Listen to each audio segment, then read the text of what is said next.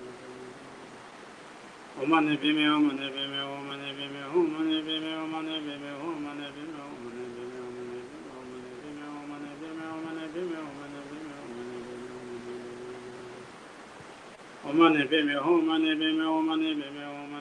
homane bebe homane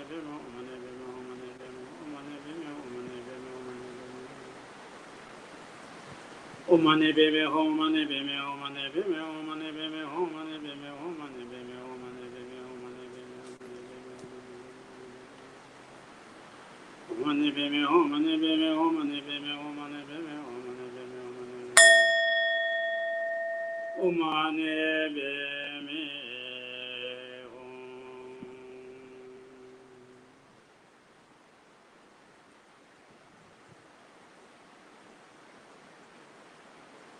Om Namo Bhagavate Aparimita Ayojana Soibhine Siddhaten Surataya Tathagata Arahate Samya Sambuddhaya Deyata Pune Pune Mahapune Paramita Punai Aparimita Pune Jnana Sambharo Patite Om Sarva Samkara Parishuddhi Dharmati Gangana Samangate Sobhava Vishuddhi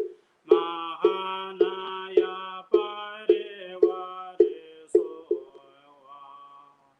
This mantra for the long life mantra. For this repeat 7 times. Om Namo Bhagavate Aparimita Ayojana Subhine Siddhaten Surataya Tathagata Arahate Samya Sambuddhaya Deyata Om Pune Pune Mahapune Aparimita Pune Aparimita Pune Jnana Sambharo Vasite Om Sarva Samkara Parishuddhi Dharmati Gangana Samangate Sobhava Vishuddhi Mahanaya Parivare Soha Om Namo Bhagavate Aparimita Ayojana Subhine Siddhaten Surataya Tathagata Arahate Samya Sambuddhaya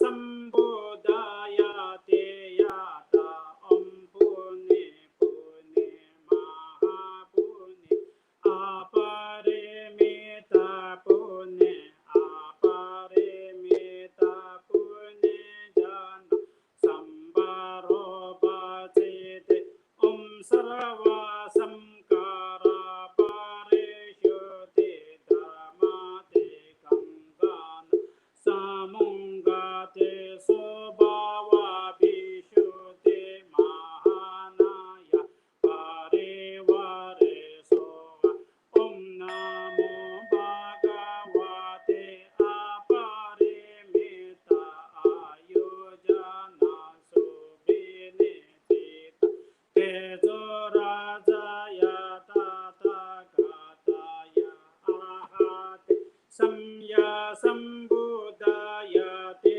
yata om ami aparibode pune jana sambaro bhajite om sarva samkara parishuddhi dharmate gagana samungate sobhava vishuddhi mahanaya parivara soha.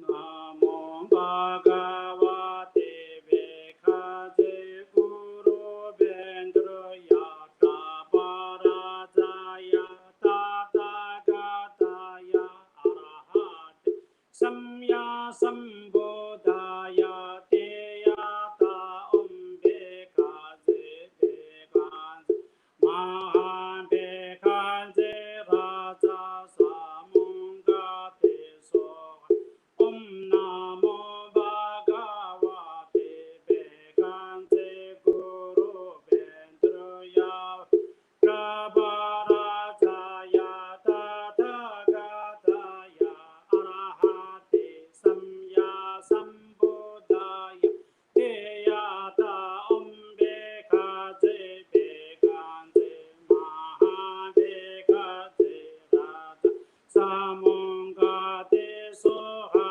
om namo bhagavate vekante guru vendraya prabaranjaya tathagataya arahate samya sambuddhaya te yata om Bekhanze, Bekhanze, Maha Bekhanze, Raja Samungate Soha, Om Namo Bhagavate Bekhanze, Guru Vendroya Prabarajaya Tathagataya Arahate Samya Sambuddhaya te yata om Bekhanze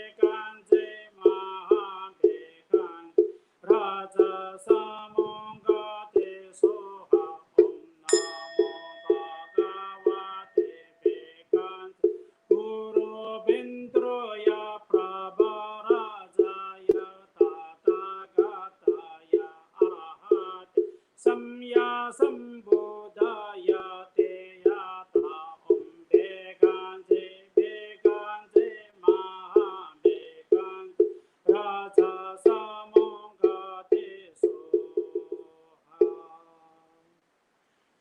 te yata om bekante bekante maha bekante raja samongate soha te yata om bekante bekante maha bekante raja samongate soha te yata om bekante bekante maha bekante raja samongate soha te yata om bekante bekante maha bekante raja samongate soha te yata om bekante bekante maha bekante raja samongate soha te yata om bekante bekante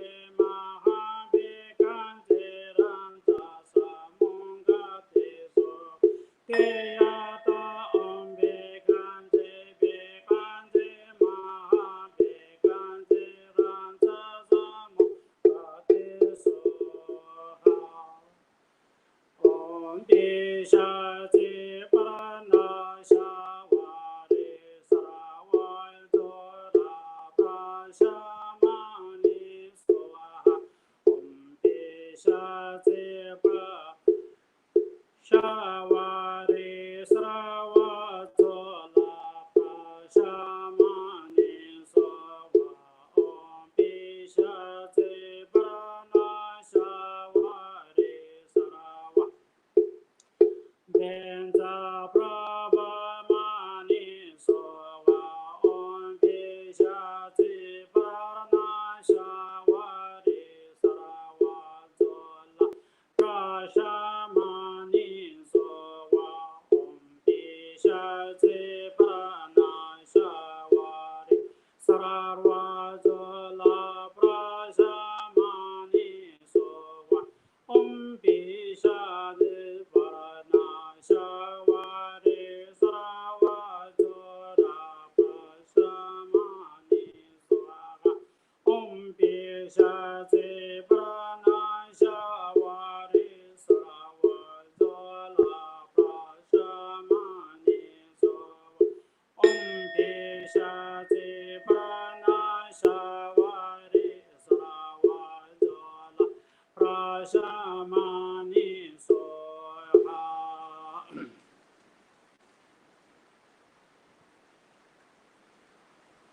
Nama Chandra Benza Krodha Holo Holo Tita Tita Banda Banda Hana Hana Amrite Humbe Nama Chandra Benza Krodha Holo Holo Tita Tita Binda Binda Hana Hana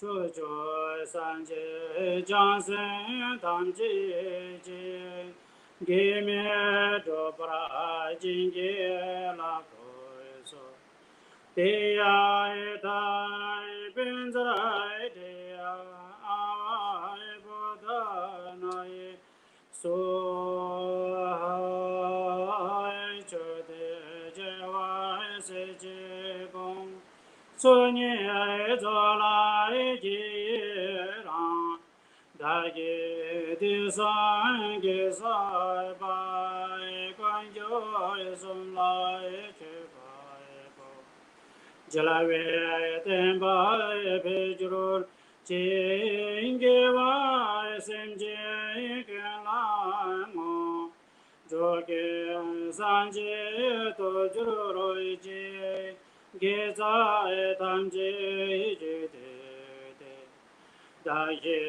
다시엔지라의 민주로 지진이 단에 서조대 세례님이 냠도이별 세들이 사조이는 주로이지 남시 세비 주마 타이 대화의 진도의 지주로의 제 진의 비밀 가지대 리든 대라의 산제쇼 장조 덤닌 지세도 두배도와 덴브라우라리쇼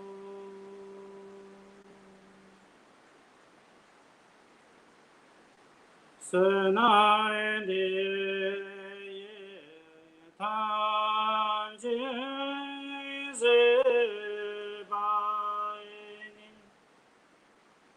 토니예베다 나마에 반지니 개가나지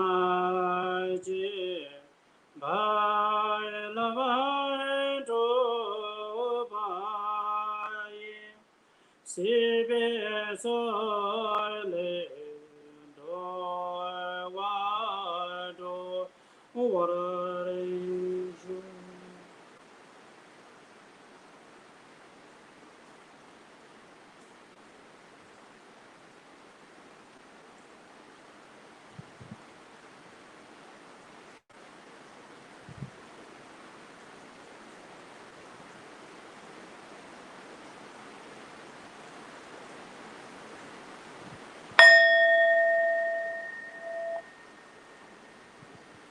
Thank you.